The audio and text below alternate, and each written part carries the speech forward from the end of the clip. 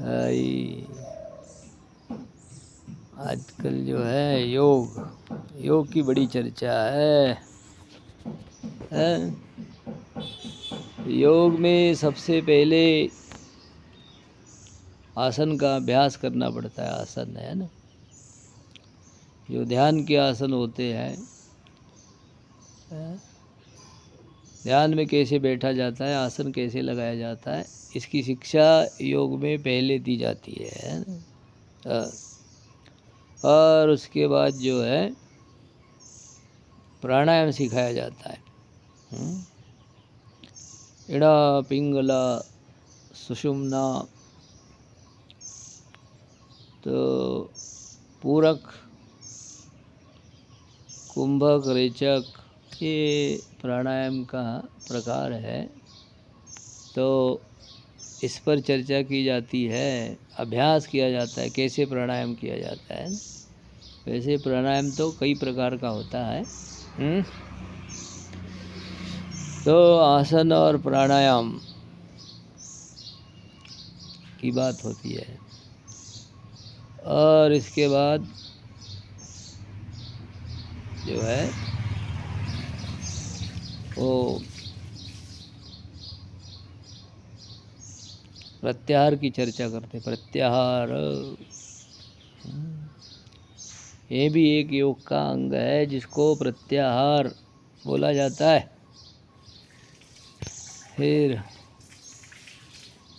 और आगे की बात आती है, उसको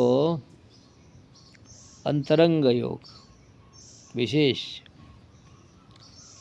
धारणा है ना, कैसे अभ्यास किया जाए ध्यान आदि का।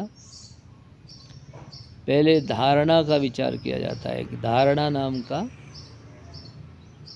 साधन है योग के अंदर। और धारणा के अभ्यास के बाद ही ध्यान का विषय आता है, जिसको ध्यान कहते हैं। ध्यान, बहुत सारे लोग कहते हैं कि ध्यान लगाएंगे, ध्यान लगाएंगे। ध्यान लगाना है, ध्यान में बैठना है, ध्यान करना है। तो वही आसन प्राणायाम प्रत्याहार धारणा के बाद ध्यान का नंबर आता है।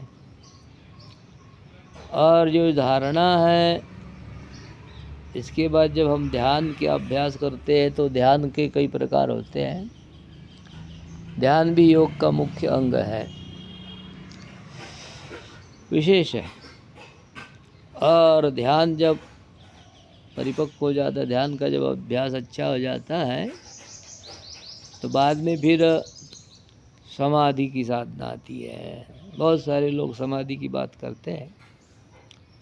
तो ये जो समाधि है, वो समाधि तक पहुंचने के लिए